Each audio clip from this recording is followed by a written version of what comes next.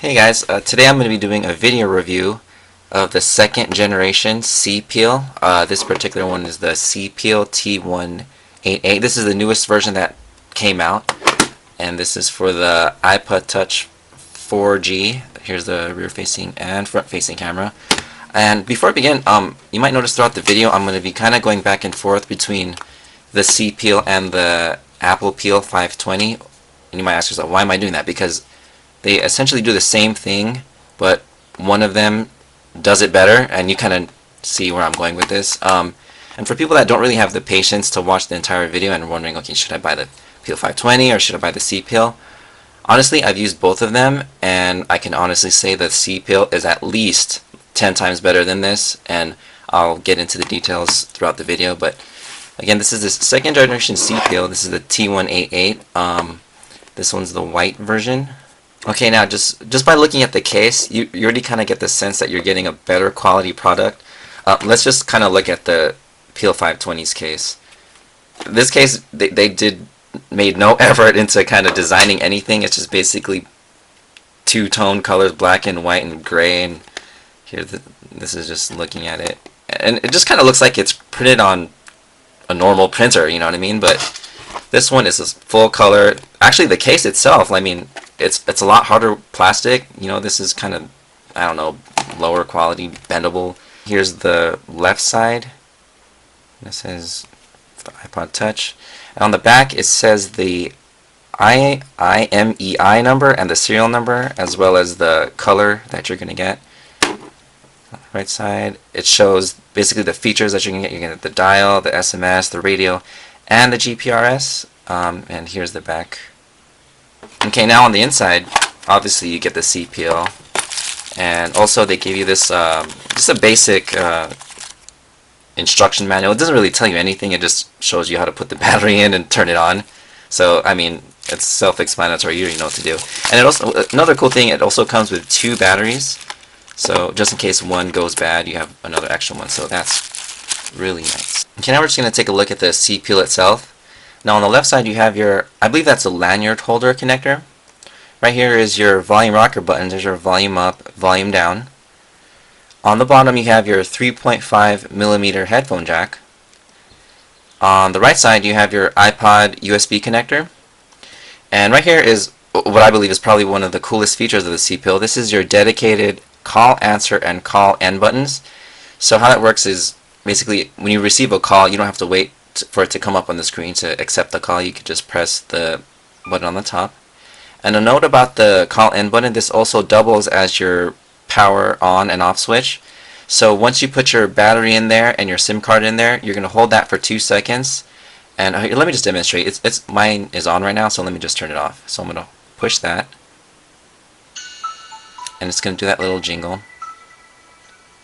Okay, now I'm just going to start over. So you put your battery in there, your SIM card in there, you're going to hold that for 2 seconds. So let me do that. It's going to vibrate, and it's going to do that little jingle. Okay, now on the back of the cpeel, okay, this is for the 4th generation iPod Touch, so it does have the rear facing camera, so it does have the hole for the camera. And right here is your vents for the speakerphone. So let me just remove the battery cover. And you have your battery, and this battery is rated at 750, and in my experience this battery lasts a really long time, and usually the battery of the iPod runs out a lot quicker, so I very rarely have to worry about the battery there. And here's your SIM card slots, and for those that are watching, I am on the AT&T network, and this is a 3G card, but currently the cpeel only supports GPRS, but who knows, from firmware updates it can maybe support 3G, but not at the moment. Okay, now first impressions. Okay, when I first got this case, I was really surprised as how, I guess, thin it was. I mean, yeah, it's still thick, but if you see pictures of it online, it looks a lot thicker than it really is. And so when I got it, I was like, oh man, okay, well, let me just compare it. If you guys have the Apple Peel 520, let me just compare it for you.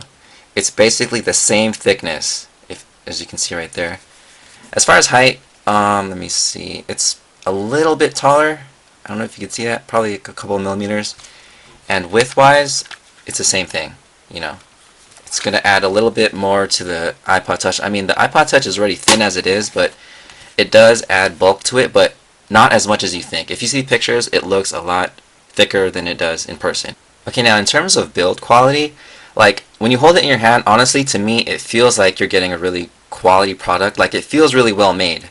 Like, okay, now going back to the apple peel again. When I first got this, I mean, it was cool and everything, but when I first held it in my hand, it felt like it was going to fall apart. And honestly, it literally has started to fall apart on me.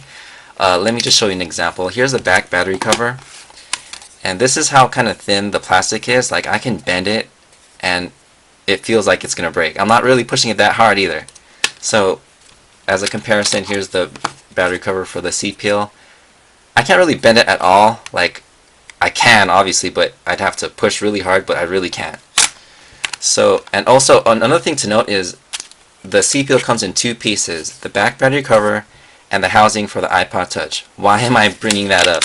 Because when I go back to the Apple Peel again, the Apple Peel has the back battery cover, the housing for the iPod, and also it has this thin front faceplate. I don't know if you can see it on the camera, but it's really, really thin. I have no idea why they did that, but another thing to note is this faceplate is held on by these 3 tabs, 1 on each side, 1, 2, 3 here, and 3 on this side, and it's really, really thin. And I can imagine if you drop this thing, it'll fall apart. And I haven't dropped this, and this is basically from putting it in and out of my pocket, and those little tabs started to break, and I had to tape it up. So that's how ghetto it is. Now once you have everything set up, you're going to be downloading the package from Cydia, and what's going to happen is you're going to get 4 different apps. You're going to get the dial, the SMS, the GPRS, and the radio. So now let me just start with the dial. I'm going to be doing a series of tests with the dial because that's something I haven't seen yet on YouTube. Just different situations, and let's see how that goes. Alright, for this first test, I'll just make a call. Let's see. Let me just call my voicemail right now. Right there. And I'll put it on speakerphone so you can hear it. And the sound actually comes out right there, so let's see. First skipped message. Answer your FaceTime, boy. Oh, okay. That was my girlfriend making me answer the FaceTime, but I missed it. Anyway, I don't know if you noticed that, but you see this slide to unlock thing? Here, let me just see it again. So it should come up any second now. Right there. Okay, so once you answer a phone call, that will come up, I think, maybe like at 3 or 4 seconds. And that does that because, obviously, when you answer a phone call, you put it up to your cheek. So it does that so it kind of locks the screen so your cheek doesn't press any buttons. So see, when I'm trying to press a button, it doesn't do anything. So that's that. And to end a call, let me just do it like this. I'll just press that end button right here. Right there. So that's it. Okay, so now I'm going to actually try to call the cpeel right now, so I'll just use my house phone. Okay, let's see. Okay, now it's ringing right here. Okay, now the cpeel's vibrating right there. So, oh, by the way, it also supports caller ID pictures, so that's kind of cool. Let me just decline that, so I'll just press that, and it'll go straight to voicemail. Let me see. See, it went to my voicemail. So that's that. Okay, so now I'm going to do a test with the iPod Touch screen off. Oh, okay, it already turned off. Okay, let me just call it right now.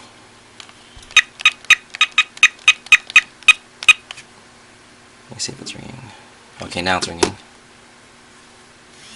Right there. So even when it's off, it goes straight to this screen right here. It's kind of cool. Let me just decline it again.